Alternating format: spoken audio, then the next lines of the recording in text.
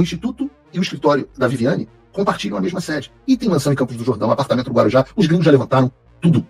Agora, falando sobre a inclusão de novos nomes na lista do OFAC, que é a expansão da aplicação da Lei Magnitsky, eu também tenho algumas considerações. E aí, de novo, né, eu queria muito, cara, daria muito like, daria muita audiência, se eu pudesse ser o cara que, vem aí, se eu pudesse realmente fazer um tic-tac, se eu pudesse falar, vem, vamos fazer, e eu, na verdade, tenho que ajustar as expectativas de vocês. Porque a primeira coisa que a gente tem que entender é que antes da Lei Magnitsky ser aplicada a outros indivíduos, ela tem que ser plena e efetivamente aplicada ao Alexandre de Moraes e ao seu círculo financeiro imediato, que é uma coisa que ainda está em curso. Moraes ainda não sentiu todos os efeitos da Lei Magnitsky e o seu ciclo financeiro imediato não sentiu. Ora, vocês verão. Vou fazer o seguinte. Abre aqui para a câmera 2. Vou começar a jogar aqui para vocês, tá?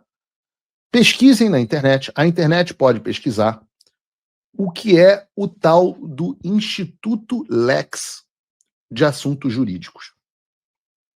Estou compartilhando com vocês informações de inteligência que eu recebi, que eu fui autorizado a começar a divulgar, e os jornais em breve começarão a pesquisar. Bom Reels aí para você, Bruno. Procurem o que é o Instituto Lex de Assuntos Jurídicos. E sim, eu sei que é muito irônico e um instituto de um cara que é um vilão e que tem a cara do Lex Luthor, inclusive a careca se chame Instituto Lex. Eu sei. Eu tenho vários suplementos aqui na minha estante. Mas vocês procurem. É um instituto que foi fundado pelo Alexandre de Moraes e a Viviane Barsi de Moraes nos anos 2000, e que o Alexandre, quando vira ministro do STF, sai desse instituto. E você tem dentro dele hoje a Viviane, a Gabriela, a Juliana e o Alexandre Barsi de Moraes, que é o Alexandre Júnior, que é o filho do Alexandre. Esses são os donos desse Instituto Lex. Procurem na internet a página dele. Não existe. Procurem no Instagram a última postagem feita por eles, em 2017. Aí você vai ver que todo o patrimônio do Alexandre e da Viviane estão nesse instituto. E eu estou falando todo o patrimônio, é que o Alexandre de Moraes é multimilionário. Multimilionário. Do tipo, o apartamento de 25 milhões que ele vive, que é, pelo menos é a residência oficial, a residência declarada dele, né? Porque ele também vive em Brasília, né? De 25 milhões de reais, eu não vou nem dizer o nome do prédio aqui, mas é no Jardim Europa, é do Instituto. Sabe onde é a sede do Instituto?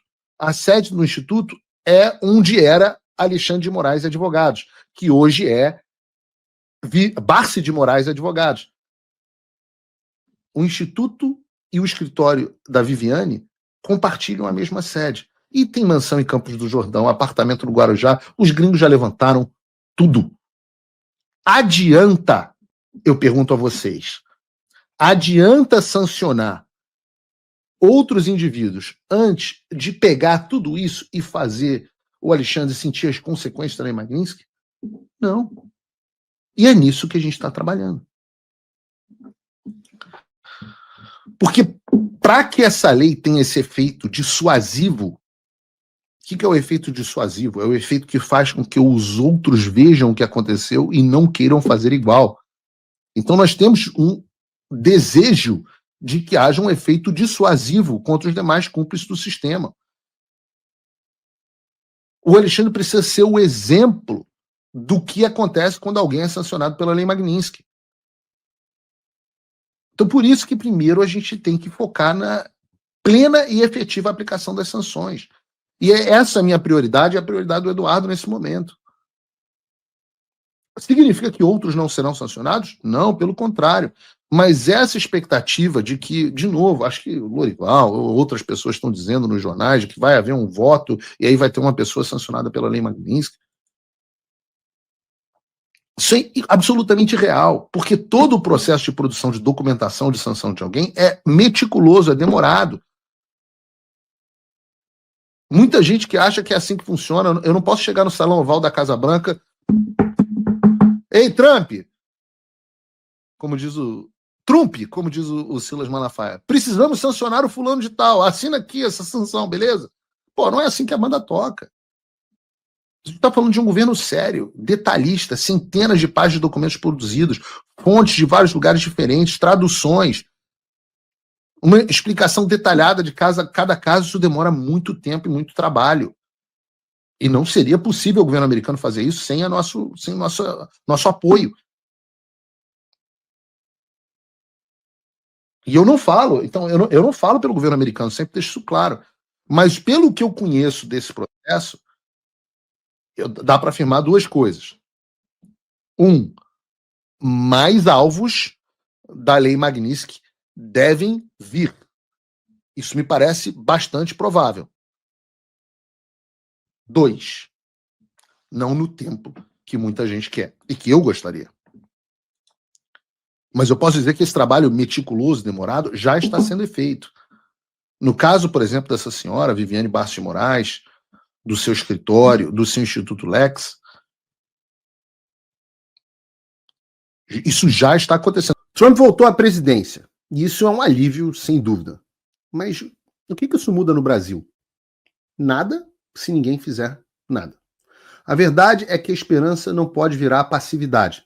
As coisas não vão se resolver sozinhas, e muito menos com textão e xingamento nas redes sociais. Não espere que alguém venha salvar o país por você. Se você não agir, ninguém vai. Eu estou fazendo a minha parte. Eu larguei tudo para me dedicar a isso. Mas sem apoio, esse trabalho simplesmente não continua. Quer saber como pode ajudar sem sair da sua rotina, sem sair da sua vida? Simples. Apoie quem está na linha de frente. Acesse www.paulofigueiredoshow.com/apoie e com apenas $5 por mês você mantém esse trabalho vivo. Se você puder mais, considere a possibilidade de se tornar meu patrono Gold e tenha acesso ao meu grupo privado no WhatsApp, onde você participa das discussões que guiam o conteúdo e muito mais. A diferença entre quem só assiste e quem faz parte da mudança é a atitude.